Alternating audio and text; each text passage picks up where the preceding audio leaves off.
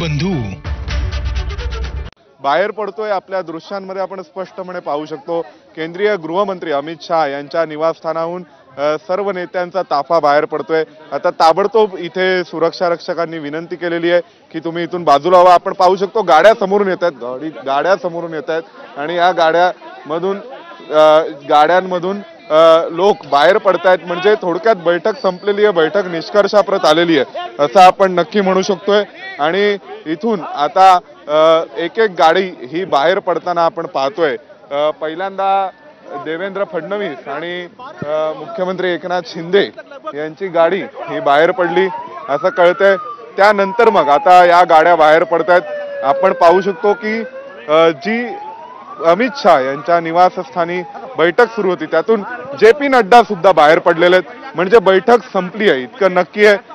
JP Nadda हे बाहेर पडलेले आहेत याचा अर्थ मुख्यमंत्री पदाचा निर्णय हा झालेला आहे। लवकरच मुख्यमंत्री कोण होणार याविषयीचा निर्णय केला जाणार आहे। JP नड्डा हे स्वतः बाहेर पडलेत, राष्ट्रीय अध्यक्ष JP नड्डा बाहेर पडलेत। त्यासोबतच केंद्रीय गृहमंत्री अमित शहा यांच्या निवासस्थानाहून उपमुख्यमंत्री आणि मुख्यमंत्री सुद्धा बाहेर पडलेत असं कळतंय। एकनाथ शिंदे, देवेंद्र फडणवीस, अजित पवार यांची बैठक अमित शहा यांच्या निवासस्थानी दिल्लीमध्ये सुरू होती। गेले कितीतरी वेळ जवळपास 2 तासापर्यंत ही बैठक चालू होती आणि दुपारी जी आपल्याला माहिती मिळाली होती त्यानुसार रात्री 1 वाजताचं विमान हे अजित पवारांनी ठरवलं होतं पुन्हा परतीच्या प्रवासासाठी आणि त्यानुसार आता त्या 1 वाजताच्या विमानाने ते पुन्हा परतीच्या प्रवासाकडे निघू शकतात। आत्ताच्या बैठकीत JP नड्डांचा चेहरा बघून आणि एकंदरीत नड्डा ज्यावेळी बैठकीतून बाहेर पडलेत त्यावेळी हे जवळपास स्पष्ट होतंय की आता निर्णय झालेला आहे आणि निर्णय झालाय तो निर्णय लवकरच जाहीर केला जाईल इतकं नक्की आहे।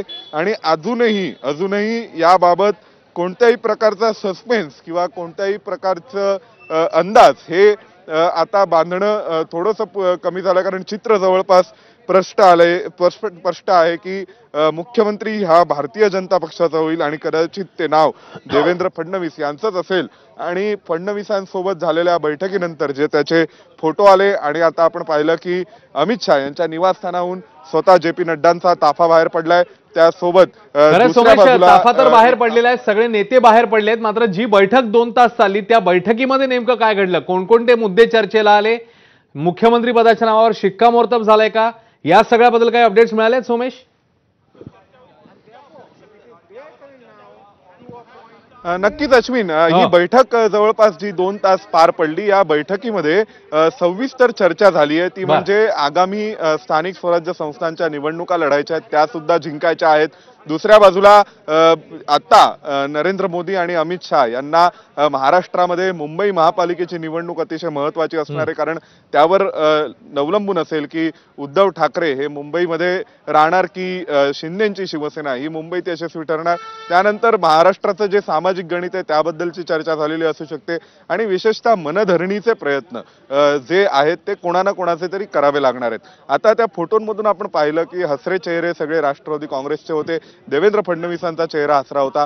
बॉडी लँग्वेज मात्र एकनाथ शिंदेची थोडासा त्यांच्या मनाविरुद्ध निर्णय झाला अशी दिसत होती। आणि अमित शहा यांच्या घराला एकूण 3 रस्ते आहेत, म्हणजे आपण पाहू शकतो एक रस्ता इथून जातो, एक हाच रस्ता जो जिथे संपतो तिथून एक एंट्री आहे ती एंट्री देखील बंद केलेली असते आणि एक रस्ता जो आहे तो आपण जर समोर पाहिलं आता तर त्या बाजूनी एक पलीकडून येणारा रस्ता आहे। त्यामुळे अमित शहा यांच्या घराकडे जाण्यासाठी 3 रस्ते आहेत, घरातून बाहेर पडण्यासाठी सुद्धा 3 रस्ते आहेत। आपण आपल्या व्हिज्युअल्स मध्ये पाहिलं की JP नड्डा स्वतः इथून निघाले, त्यामुळे JP नड्डा निघाले याचा अर्थ महायुतीची बैठक संपली हे नक्की आहे। आता एकनाथ शिंदे आणि अमित शहा काही स्वतंत्र पुन्हा वेगळी चर्चा करतायत का, किंवा एकनाथ शिंदेची जर समजूत घालण्याची वेळ आली असेल तर तसा प्रयत्न पुन्हा अमित शहांकडून स्वतंत्रपणे केला जाणार आहे का? कारण एकनाथ शिंदेसोबत त्यांचे जे इतर नेते गेले होते, त्यांचे खासदार गेले होते ते अजूनपर्यंत बाहेर आल्याचं समजलं नाहीये, त्यांच्यासोबत अजूनपर्यंत संपर्क झालेला नाहीये। त्यामुळे मग कदाचित शक्यता आहे की तशी काही स्वतंत्र बैठक किंवा स्वतंत्र चर्चा अजून बाकी आहे का। आणि अजित पवार आणि देवेंद्र फडणवीस हे तर नक्की निश्चित आहे की अजित पवार तर इथून बाहेर पडलेच असतील, कारण अजित पवारांनी रात्री 1 वाजता परतीचा प्रवास ठरवलाय आणि ते पुन्हा महाराष्ट्रात जाणार आहेत आणि 1 वाजताचं त्यांचं विमान हे दिल्ली विमानतळावरून उड्डाण भरणार आहे। सोमेश तुला थोडंसं थांबवतो, गणेश ठाकूर आपल्या सोबत आहेत, आपले प्रतिनिधी। गणेश, 2 तास बैठक चालली, या बैठकीमध्ये नेमकं काय घडलेलं आहे, बैठकीतला काही तपशील कळलाय का गणेश?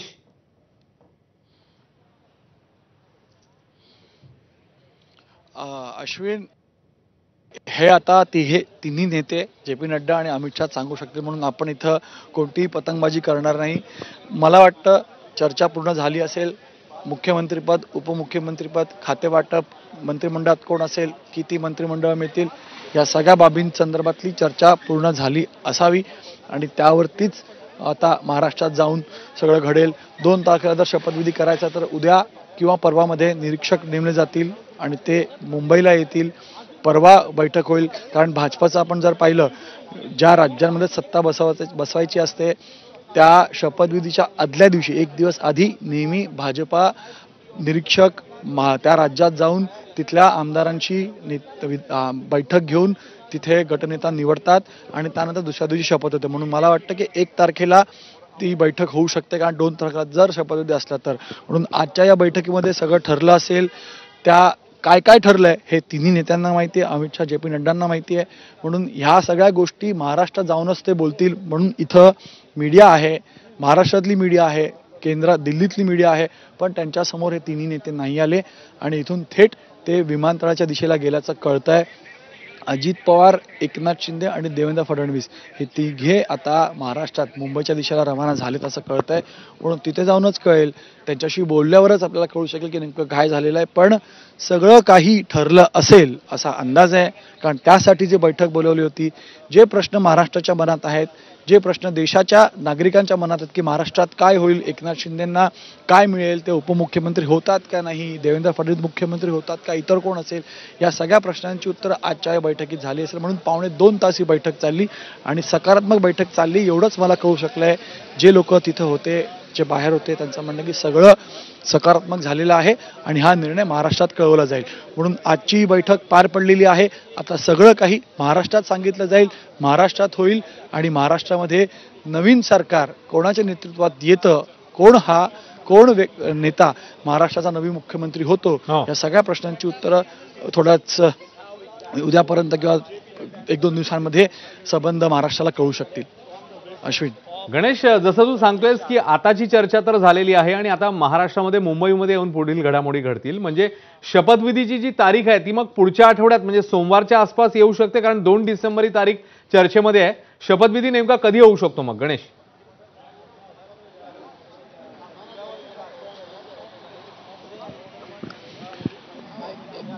अश्विन, असं आहे की भाजप म्हणजे एक इंग्लिशमध्ये म्हणे एक्सपेक्ट द अनएक्सपेक्टेड. म्हणजे तुम्हाला जे अपेक्षित नाहीये त्याचीच अपेक्षा ठेवा, असा ह्याचा अर्थ काढू शकतो. म्हणून भाजपामध्ये तसंच आहे की तुम्हाला जे वाटतं होणार नाही तेच होऊ शकतं किंवा तेच होईल.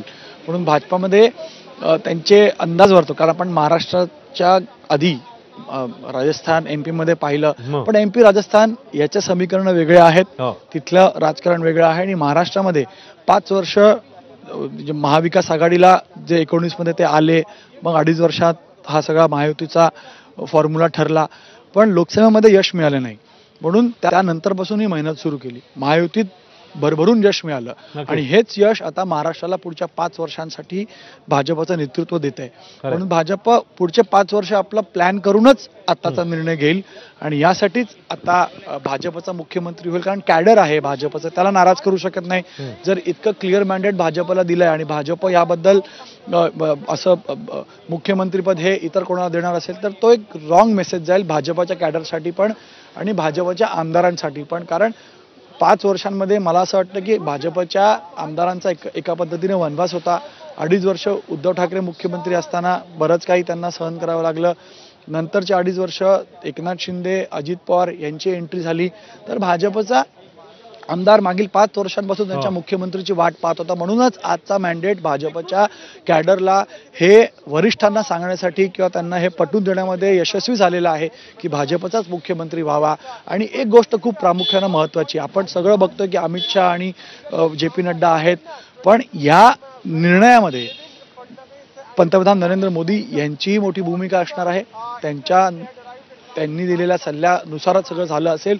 त्यासोबतच संघ हा एक मोठा फॅक्टर आहे आणि संघानं देखील आपली चॉईस सांगितली असेल आता बऱ्याच चर्चा आहेत की संघ हिंदुत्वासाठी भाजपसोबत आहे आणि त्यांचा अजेंडा फक्त हिंदुत्व आहे. भाजपमध्ये काय होतं हे पक्षांतर्गत सगळे अधिकार भाजपचे आहेत. पण मला असं वाटतं की महाराष्ट्रापुरता तरी संघ फुट डाऊन करेल. संघाचा निर्णय, संघाचे मत या संदर्भात खूप महत्त्वाचा असेल आणि त्यामुळं या सगळ्या घडामोडींमध्ये संघाचा एक मोठा वाटा होता आहे आणि त्यांच्या सल्ल्यानुसार किंवा त्यांचं जे मत असेल, संघाचं मत, तेही खूप महत्त्वाचं असेल आजच्या या निर्णयामध्ये. अश्विन. खरंय गणेश, जसं तू सांगतोयस या निर्णयामध्ये संघाचा देखील महत्त्वाचा रोल असणार आहे आणि संघाने नेमका कुणाच्या नावावर पसंती दर्शवली आहे हेही पाहणं महत्त्वाचं असेल. मात्र आताची अपडेट आहे त्यानुसार जवळपास 2 तासाच्या बैठकीनंतर सगळे नेते बाहेर पडले आहेत. बैठक संपलेली आहे आणि आत्ताची जी बातमी समोर येते त्यानुसार 2 दिवसांमध्ये निरीक्षक मुंबईत येण्याची शक्यता आहे.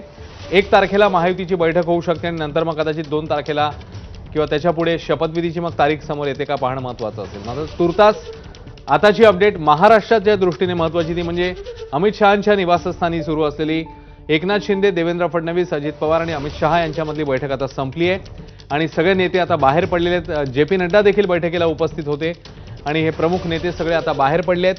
त्यात अजित पवार, देवेंद्र फडणवीस आणि एकनाथ शिंदे हे आता मुंबईकडे रवाना झाले आहेत. त्यामुळे आता मुंबई आणि महाराष्ट्र पुन्हा एकदा घडामोडींचं केंद्र ठरेल. उद्यापासून पुन्हा एकदा इकडे काय घडामोडी घडतात पाहणं महत्त्वाचं असेल. तर या बैठकीमध्ये नेमका काय निर्णय झालाय हे समोर आलेलं नसलं तरी बैठक मात्र संपलेली आहे. त्यामुळे काहीतरी ठोस नक्की कदाचित ठरलेलं असू शकतं जशी आताची माहिती आहे. मग त्याच्यामध्ये मुख्यमंत्री कोण होणार, उपमुख्यमंत्री किती आणि कोण होणार, त्यानंतर महत्त्वाची खाती त्याच्या संदर्भात देखील कदाचित चर्चा झालेली असू शकते, निर्णय झालेला असू शकतो आणि मंत्रिमंडळाचा फॉर्म्युला हा नेमका कसा असेल, कोणत्या पक्षाचे किती मंत्री असतील, ते कोणते मंत्री या पहिल्या शपथविधीमध्ये शपथ घेतील, हे सगळं कदाचित या बैठकीमध्ये चर्चेला आलेलं असू शकतं. मात्र सविस्तर तपशील आपल्याला यायला काही वेळ लागू शकतो. तुर्तास सध्याची जी अपडेट आहे त्यानुसार बैठक संपली आहे. 2 दिवसांमध्ये निरीक्षक मुंबईत येऊ शकतात. 1 तारखेला महायुतीची बैठक होऊ शकते आणि त्यानंतर मग पुढची पावलं टाकली जाऊ शकतात. सध्याच्या घडीला अमित शहा यांच्या घरची ही बैठक संपल्याची माहिती आणि त्याची ही दृश्य आपल्या समोर आहे. दरम्यान बैठकी आधी दिवसभरात नेमकं काय घडलं जाणून घेऊया. अजित पवारांची प्रफुल्ल पटेल, सुनील तटकरेंसोबत बैठक झाली. तसंच दिल्लीमध्ये अजित पवारांची पत्रकार परिषद पार पडली. याशिवाय दिल्लीला जाण्याआधी शिंदेंची वर्षा बंगल्यावर नेत्यांची बैठक पार पडलेली आहे. याखेरीज दिल्लीत फडणवीस आणि अजित पवार यांच्यामध्ये 2 तास चर्चा झाली आहे. याखेरीज महाबैठकीआधी अमित शहा आणि जे.पी. नड्डा यांच्यामध्येही चर्चा झाली.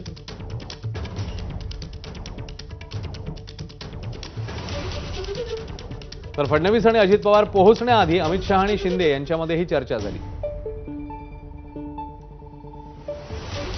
तर 2 तासांपासून ही महाबैठक जी आहे ती सुरू होती ती आता संपलेली आहे.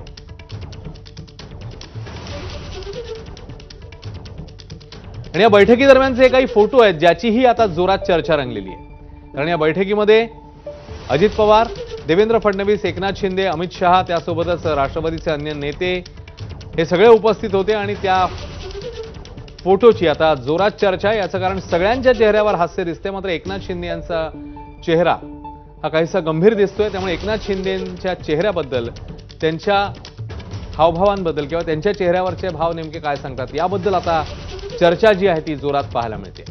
तब्बल 2 तास ही बैठक सुरू होती आणि त्याच बैठकीतले हे फोटो समोर आलेले आहेत आणि त्या फोटोंवरून आता नवीन चर्चा पाहायला मिळते.